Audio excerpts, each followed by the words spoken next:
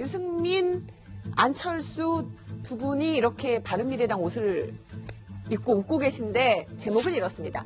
안철수 사람이었던 거 죄송합니다. 네, 어떤 얘기인지 김병민 박사와 함께 풀어보도록 하겠습니다.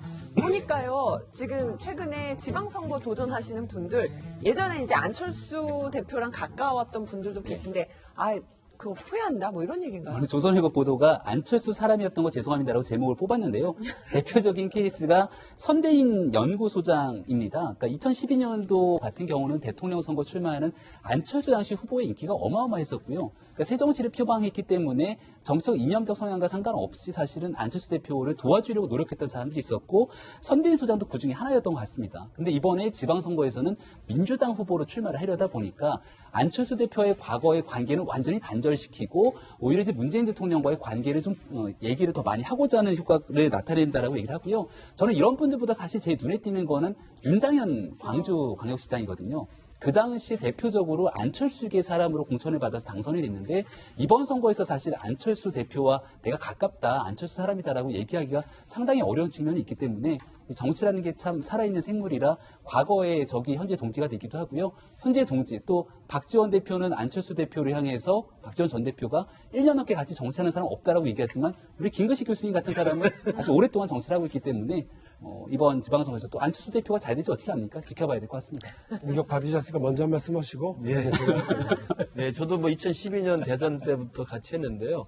저는 뭐 저렇게 하시는 분들이 지금 민주당 후보로 지금 뛰시기 때문에 당연히 용인시장 후보든 뭐 광주광역시장 또 다시 경선에 나가야 되기 때문에 민주당 후보로서 경선에서 득표를 많이 하려면 아무래도 문재인 정부나 문재인 대통령을 지지하는 사람들의 표심을 받아와야 되기 때문에 과거에 안철수 캠프에 있었다는 것을 좀 죄송하다는 말로 하고 있는 것 같은데 뭐 저는 충분히 이해합니다만 뭐 죄송했다, 그때 내가 잘못했던 것 같다, 그 판단이 좀 틀렸다는 이야기는 앞으로 나아갈 정치에 있어서는 뭐 큰 득이 될 것 같지는 않아요. 자기가 했던 이야기들은 ጠ뜻하게 자기 행동에 대해서 정당성을 가지고 설명하고 지금의 위치에서 자기 입장을 또 말하면 되기 때문에 저런 것은 뭐 충분히 이해합니다. 예, 이해하는 걸로 끝내겠습니다. 저기에 왜 저렇게 뭐 적극적으로 과거에 대한 이야기를 해야 되느냐면 이번 주에 확정이 됐어요. 이번 주에 그 광역단체장과 기초단체장, 이른바 뭐 예를 들면 광주시장, 서울시장, 그리고 뭐 구청장, 군수 이런 분들에 대한 공천을 어떤 방식으로 할 거냐? 50%는 권리당원입니다. 당원 투표고요. 50%는 또 그 국민참여 투표를 해서 그 방식은 아마 안심번호제를 그대로 채택할 것 같은데요.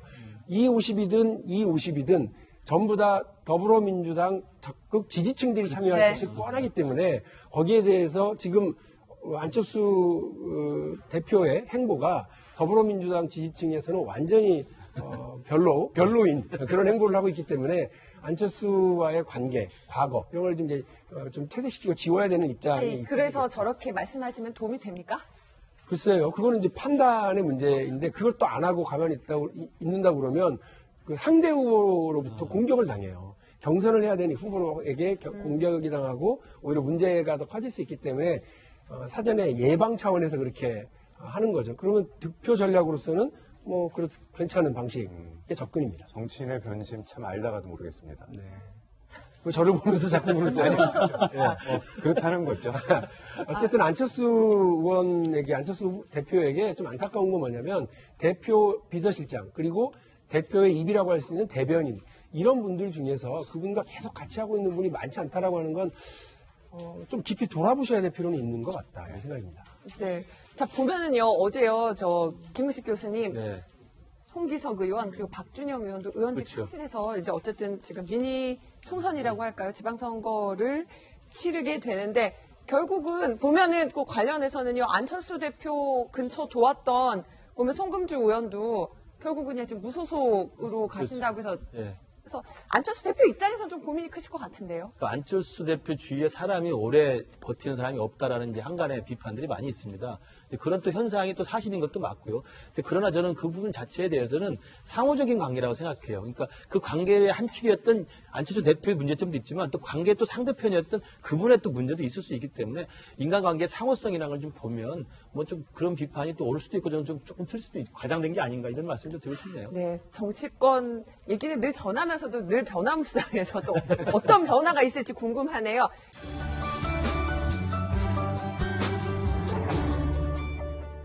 다음은요, 금요일마다 찾아오는 코너죠. 저희가 비장의 코너로 준비했습니다. 신문 한 컷.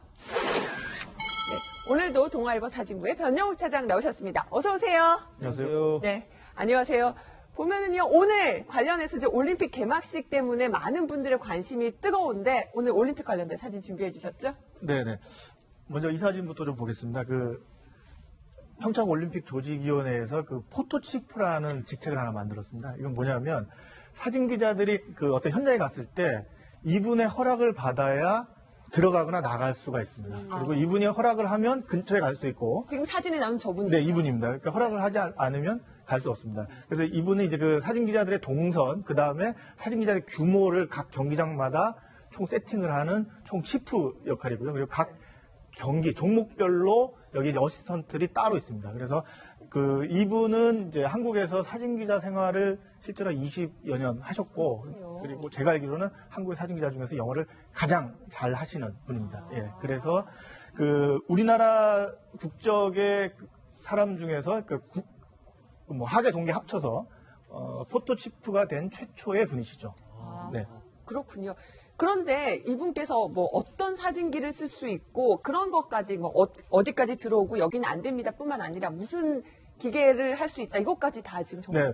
그러니까 기본적으로는 이제 사진 기자들, 전문 사진 기자들의 어떤 동선과 그리고 포지션에 대해서 규정을 하지만 일반인들에 대해서도 이분이 IOC랑 이렇게 협의를 하게 돼 있습니다. 그래서 요번의 경우에는 관중석에서도 사진을 찍을 수는 있는데 IOC와 협의한 결과 300mm 이하의 마운트 렌즈만 가지고 들어가게 돼 있습니다. 그러니까 그건 어떤 의미냐면 300mm 정도가 되면 옆에 있는 관중한테 피해를 줄 수가 있어요. 그래서 거기 이하의 카메라만 들고 가서 촬영을 하면 되고, 다만 저희가 사진을 찍을 때 보면 이렇게 삼각대라고 그래서 쇠로 이렇게 3개 산발이가 있습니다. 그래서 그거를 들고 가는 것은 중단을 시키고 금지를 하고 있습니다. 아, 네. 산발이도 들고 가지 못하고 300mm 이상 그것도 쓰지 못하고. 근데 관람객들도 혹시 사진 일부는 못 찍게 할 정도로 제한도 있나요? 네, 그러니까 관람객의 경우에 300mm 이하고요. 그러니까 전문 포토그래퍼들은 뭐 마운트 렌즈에 대한 규정은 없습니다. 저희는 포지션만 잘 지키면 되는 겁니다. 그렇군요.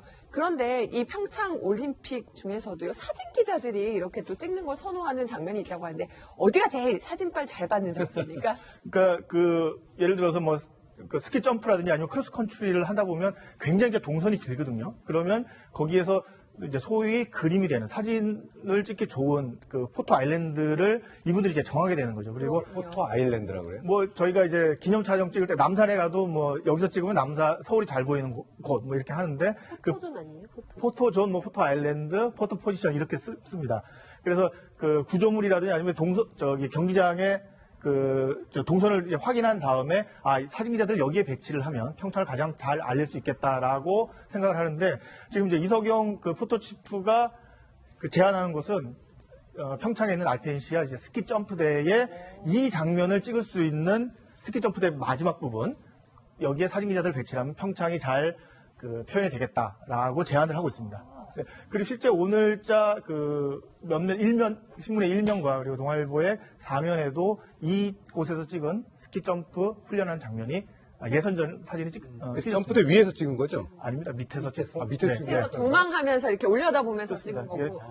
그러니까 동그란 부분에 밑부분이 지금 보이죠. 선수와 겹쳐서 보입니다. 밑에서 찍은 거고. 네, 그러니까 위에서 찍건 아래에서 찍건 옆에서 찍건 굉장히 구조물 자체가 멋있기도 하기 네, 때문에. 그러니까 그런 거에 대해서 세팅을 하시는 분이 이제 포토치프가 되는 거죠. 아래에서 찍은 거네. 아, 네. 네. 자, 이런 가운데 또 다른 지금 주제신문도 준비해 주셨는데요. 살펴볼까요? 네.